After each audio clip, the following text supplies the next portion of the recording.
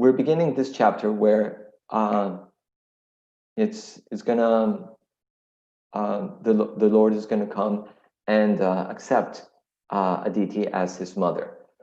But right now we're hearing how after hearing from Kashyapa Muni how this Payavrata has to be performed. Now we're hearing how she's taking it to heart, and what we're seeing here is Aditi performing it with her full heart. It is said here, Chintayanti Ekayabhutya. She is thinking of this Mahapurusham, the Lord, the Ishvaram. How? Ekayabhutya. And this is something that the different acharyas comment on, saying that this they focus on this, saying that it was with one pointed attention. This one pointed attention, that it was only on the Lord, and without any other vishayas, any other objects, to think upon. It was solely that. And furthermore, it states that that it is doing this, having the buddhi as the saratihi, as the chariot driver, right? Now, Vishwanath Chakravarti Thakur, in this connection, he points out to to what analogy the Bhagavatam is right now referring to. What is this chariot driver of the intelligence? Well, if we go back to the fourth canto, in the 429, 18 through 20, it talks about the mind and the intelligence as the as part of the chariot of the body.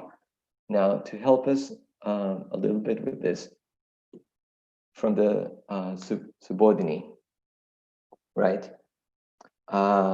We have this this thing here which talks about this actually goes back all the way to the 426, 1 through 3, which is the full description of the analogy, where Puranjana is the soul, that is us. The chariot is the body. There's a bow, which is the absorption in being the doer and the enjoyer. Puranjana, that means us, has a golden armor, and the chariot's golden decorations. That is the Rajaguna. That's the mode of passion. There's a quiver of unlimited arrows, which are the infinite material desires. There are two explosive arrows, which is the idea of I and mine. There are 5 arrows, which are the activities of the knowledge acquiring senses. And there are 5 horses, which these are our 5 knowledge acquiring senses. 2 wheels, which are the sinful and pious activities on which this chariot moves forward. The revolving axle on which this is going is the pradhana. It's the material nature, you could call it, as a whole. The 3 flags that are on this chariot are the 3 modes of material nature. The 5 supports are the life airs, the 5 life airs, which are the prana, pana, udana, samana, vyana. But these 5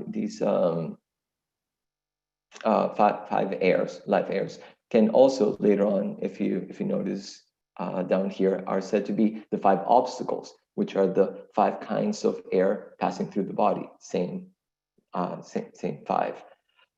You could say, like, why is it a support and why is it an obstacle at the same time, right? Well, they are support because they're supporting the whole body. Because of the life airs, our mind, our senses are going on. They're fueled by these 5 airs. But if these 5 airs are not working properly, then they become obstacles to us. If your digestion is not working, you will notice how nothing in your life is going to work. Things are going to be very, very difficult. It's going to be a big obstacle.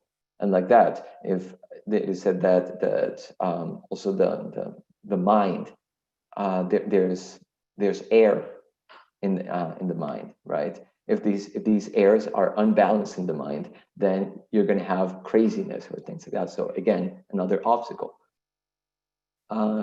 These airs, you could in some way say that are not just what you normally think of airs. The way that I like to see them, and this is just one way of looking at this, is probably more akin to what we would call current, a current. And there are different types of currents, right? You have electrical currents, you have thought currents, you have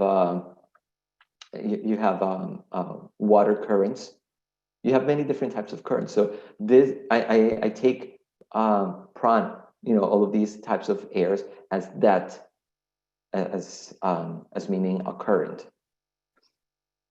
Then you have, and here is where the analogy is being made, that the mind is the rein and the intelligence is the driver, saying that, okay, if we are the body, if we are not the body, if we are the soul who is in the back seat, then who's driving this thing? It's really the intelligence who is being directed by the soul, hopefully, and then the mind is the one that is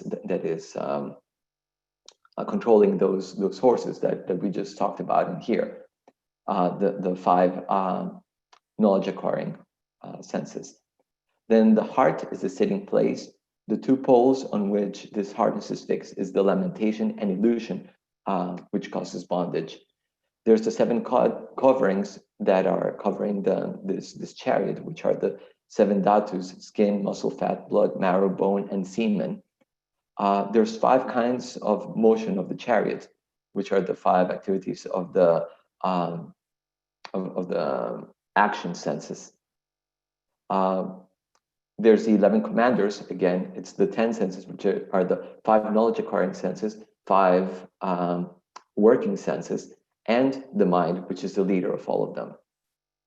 And the destination of all of this is the forest named Pancha Prasta, which are the five sense objects.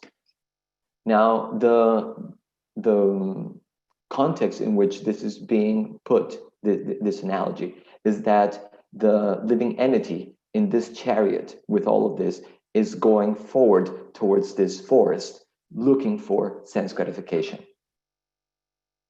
And as he is doing it, then this is just going to get him actually nowhere.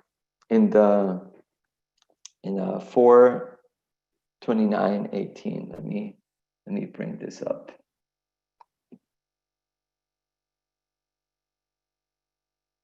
In here, Prabhupada talks about it in a very interesting. He says that because in here it says that being where is it? It says that the entanglement of the living entity in sense enjoyment is very nicely explained in these verses. The word samvatsara, meaning the progress of time, is significant. Day after day, week after week, fortnight after fortnight, month after month, year after year, the living entity becomes entangled in the chariot's progress. And what is this progress? It is not real progress at all. It is just going around, but it's not making any progress. It says the senses are the horses that pull that chariot. Time passes year after year. These horses run without obstruction, but in fact, they make no progress. Now you could say, what are you talking about? Like I've been making progress in my life. Well, where are we really going towards to? Many times, and this has happened, especially right now during the lockdown to many people, they go, they've started to ask themselves, where's my life going to, right? It is in times of desperation like this where we really go in, well, what is my life really amounting to? Where am I going to? And many times we don't have a clear answer to that.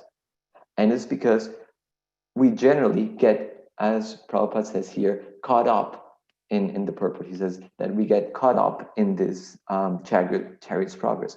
In other words, we get caught up in a movie, in the movie of our life. So much drama is constantly happening in our life. This thing happening, that thing happening, things coming from all places. Sometimes it's like the most amazing movie, full of action and adventure and romance. And sometimes it's the darkest movie, something where, it's almost like a nightmare on Elm Street.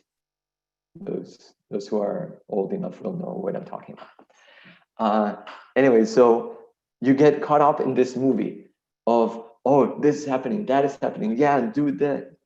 But in the end, when you look at it, when the movie finishes, you have to ask yourself, well, what did I get from watching this movie?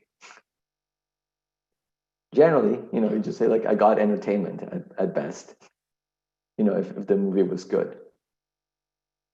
But then what are we getting from this life? What did we get 100 lifetimes ago from that life? How about 200 or 1,000 lifetimes ago? What did we get from that life?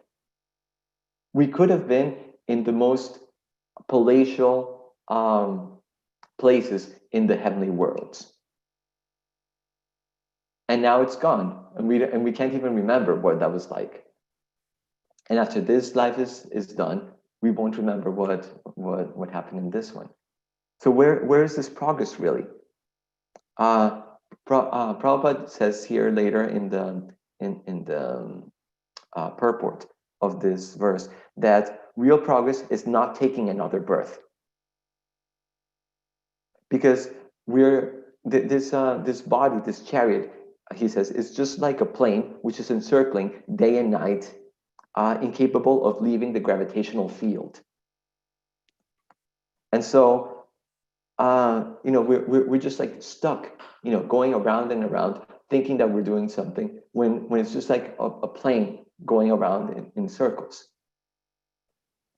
Maya has us going in circles. And so the real progress is getting out of here, is really not taking another birth.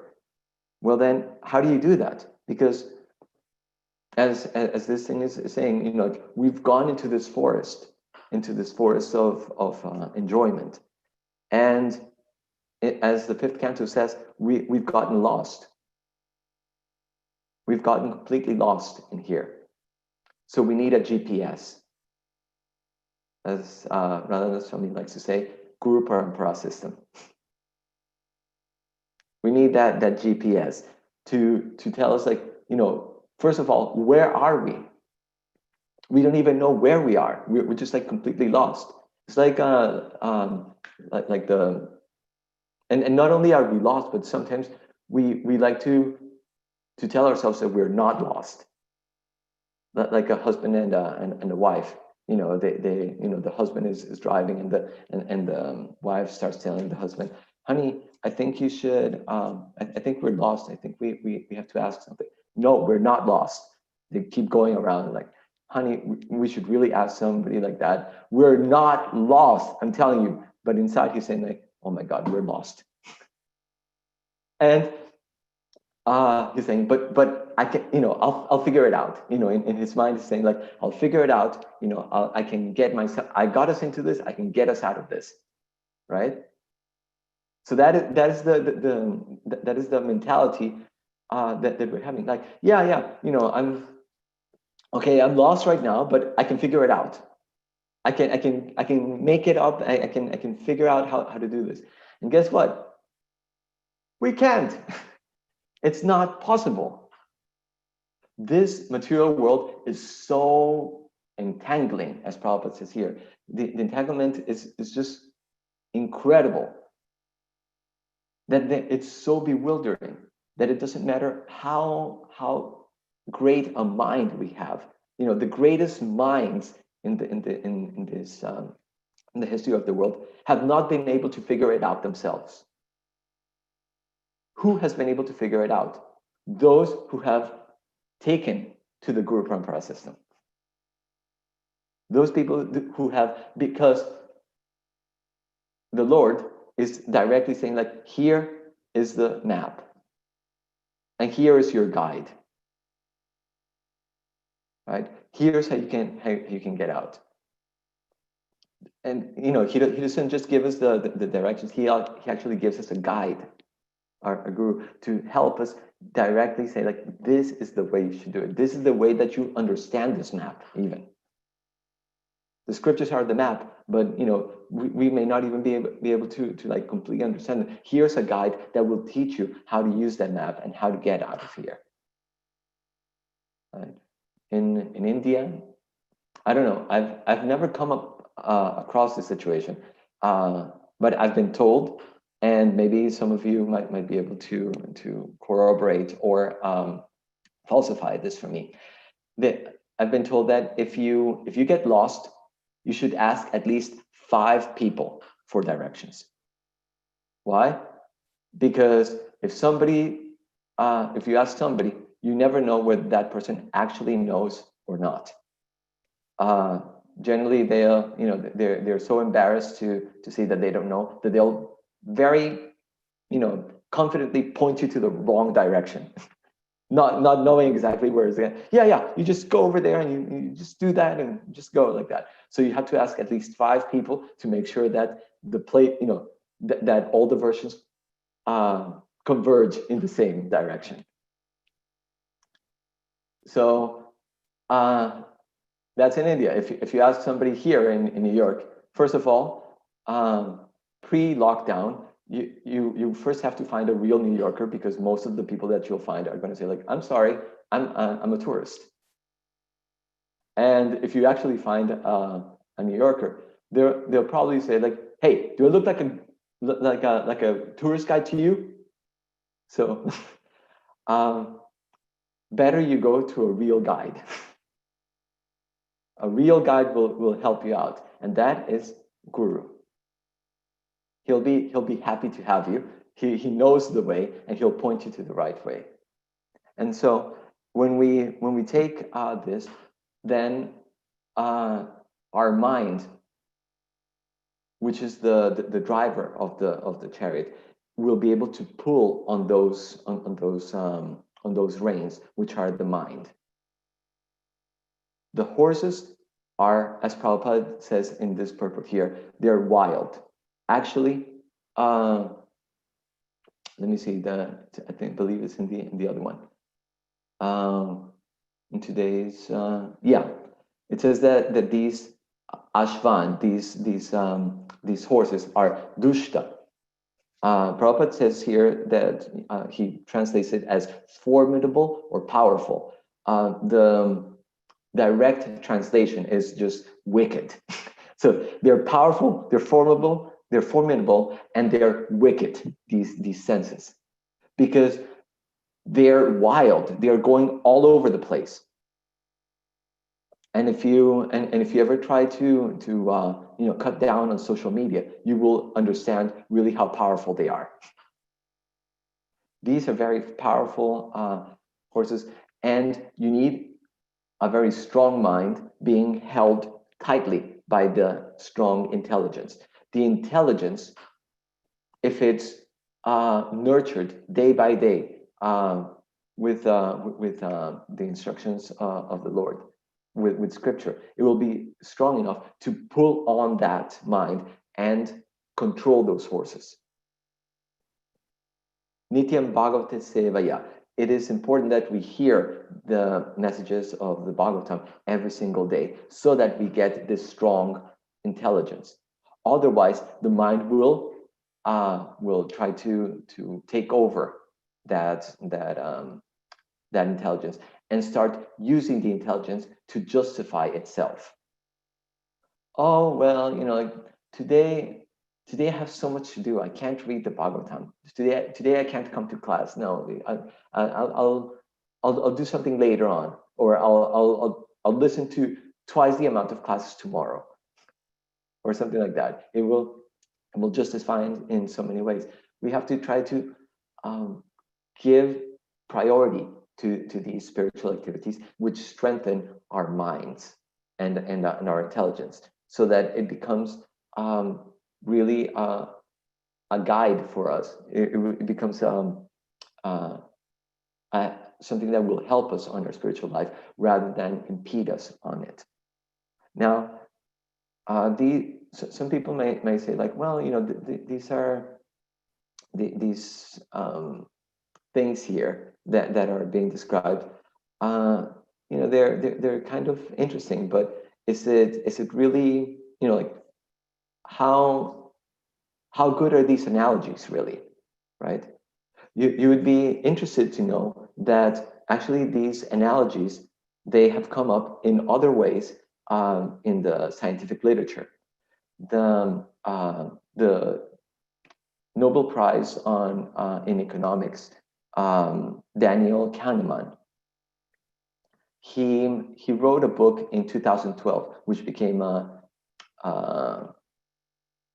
New York Times bestseller, that is called Thinking Fast and Slow. And in there, he talks about his research, because he's the godfather. He's called the godfather of behavioral economics. And his research, he talks about there in his research. And in his research, he talks that the mind is divided into two things, which he calls system 1 and system 2. There's this system 1 and system 2. What is system 1? System 1, he describes it as that type of thinking, which is fast, which is intuitive, and which is emotional.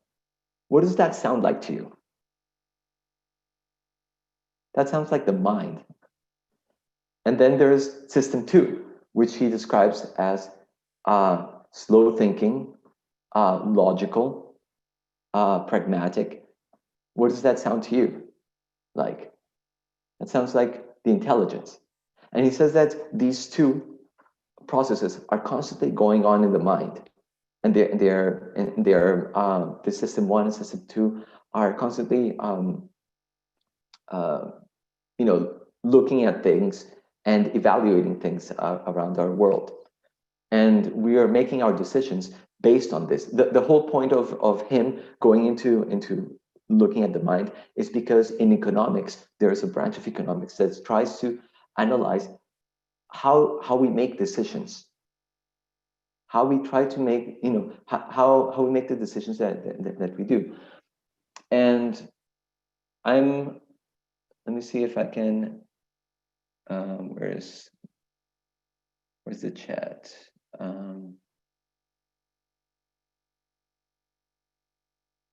Okay, so I'm going to share with you right now one of the exercises that he gives to point out, you know, how these two systems are working with us.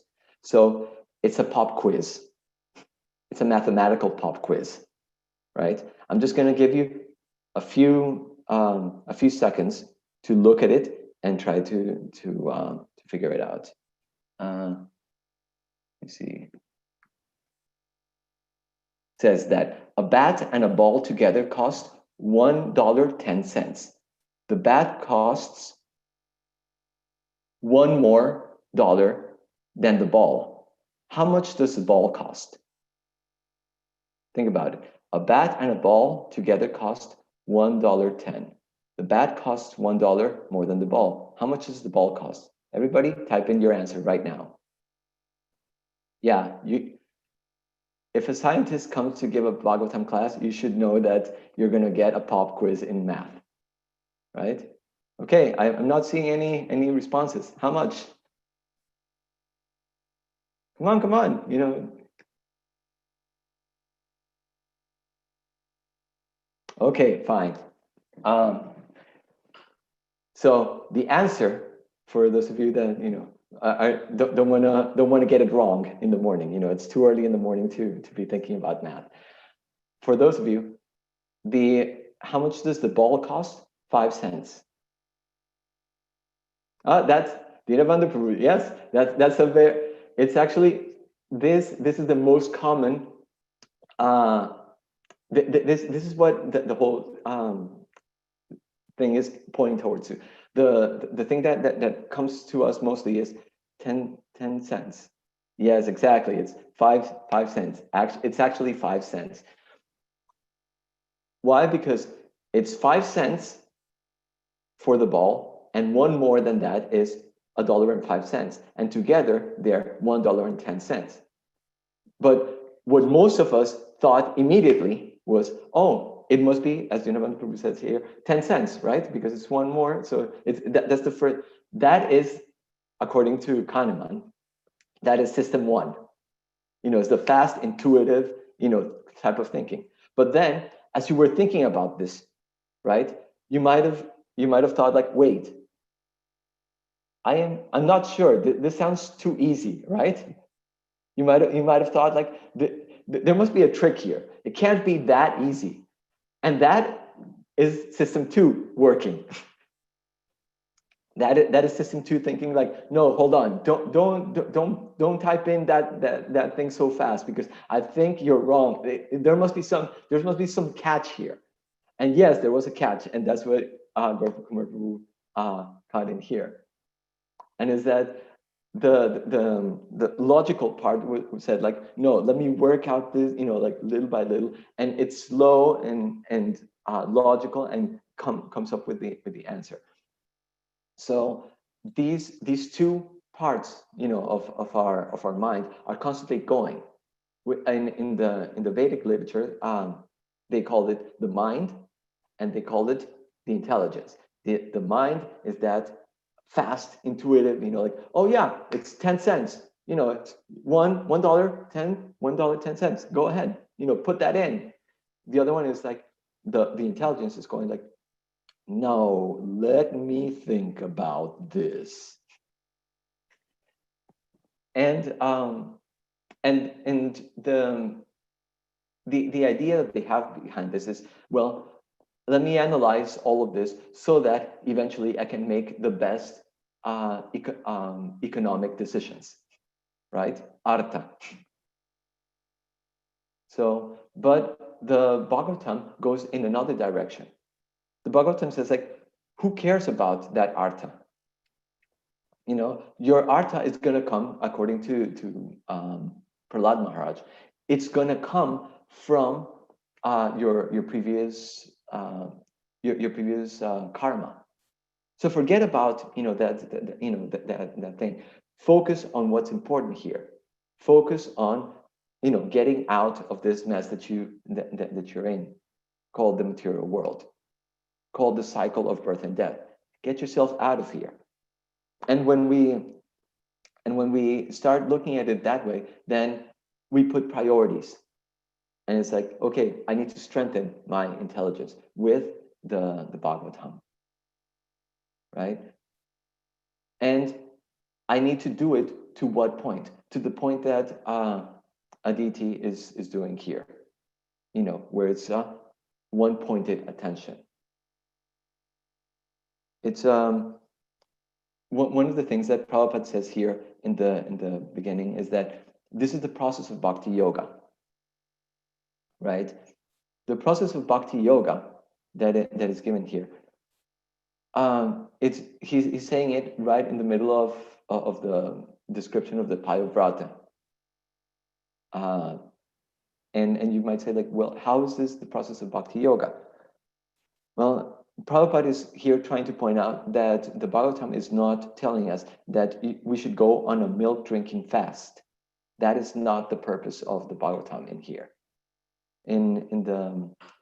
It's interesting because in the ashram, for those of you who have lived in an ashram, fasts come and go. There's always like some fashionable fast. In my times, we've had something like the master cleanse. We've had also the liver fast, liver cleansing fast, and also the khichdi fast. So before you go and do the milk drinking fast, Prabhupada is saying here, like, no, that's not the point here. It's not for you to drink milk. The idea here is that one should render transcendental loving service to the Supreme Lord favorably without desire for material profit or gain. This is called pure devotional service. And this is what she's doing. She is controlling her mind and senses by concentrating her mind upon Lord Vasudeva. And that is what Prabhupada wants to hit home in here, is that the devotee does not need to practice Hatha Yoga system to control the mind and senses. His mind and senses are automatically controlled because of unalloyed devotional service to the Lord. Well, that sounds great and fine, doesn't it? But there's a catch here. If we start using the intelligence, there's a catch here, and there's an assumption here, and is that we're able to have this one pointed attention that Aditi has.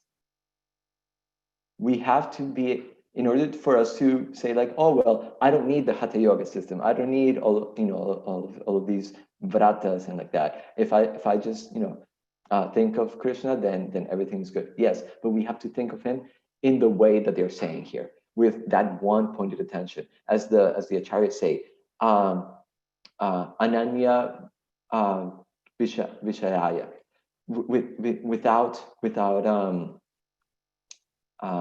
without any other vishayas, without any other objects of senses, to think upon.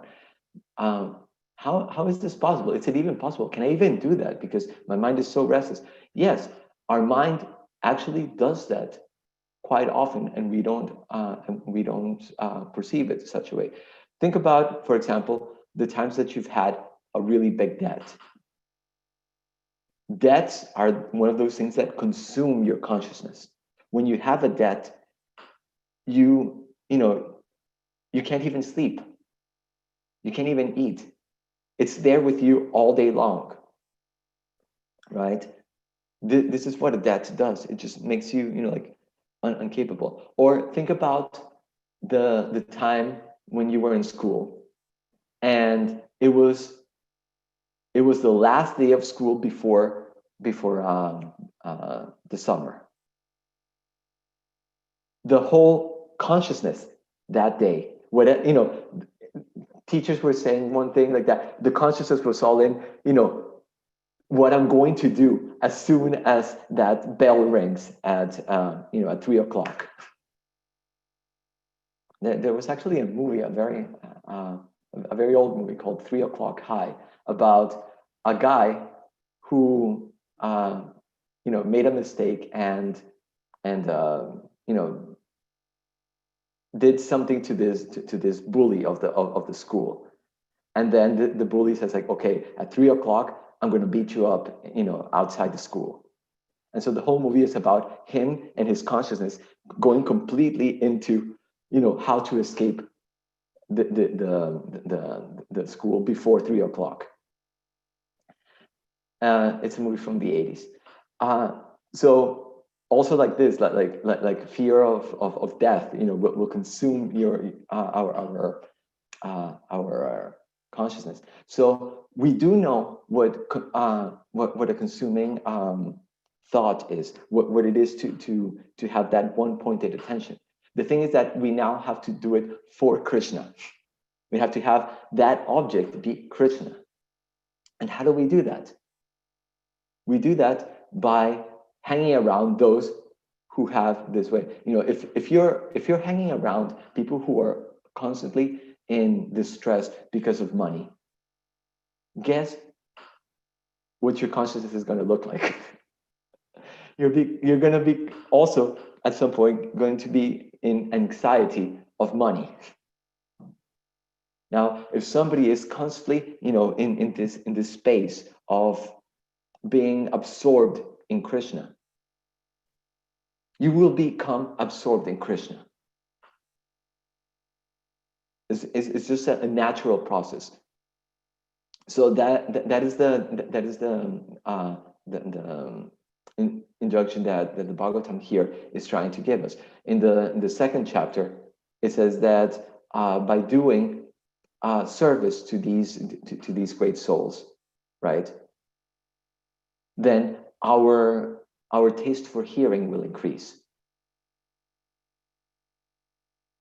When we do service for these souls, and it could be it doesn't just limit it to physical service, going like, oh well, great, I'm locked down here, and my guru is like so many hundreds or thousands of miles away from here. How am I going to do that? How am I going to get the opportunity to get that?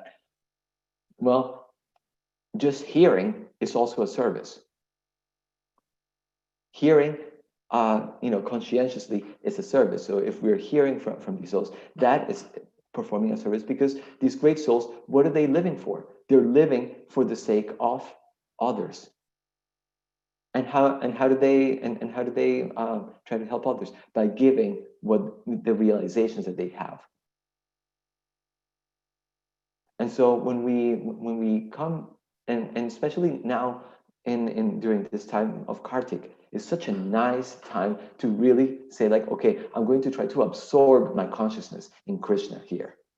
And there are so many opportunities right now, really amazing opportunities. Recently, for example, I found Indradyumna Maharaj's almost daily lectures that he's giving. And he is going into pastimes of Krishna.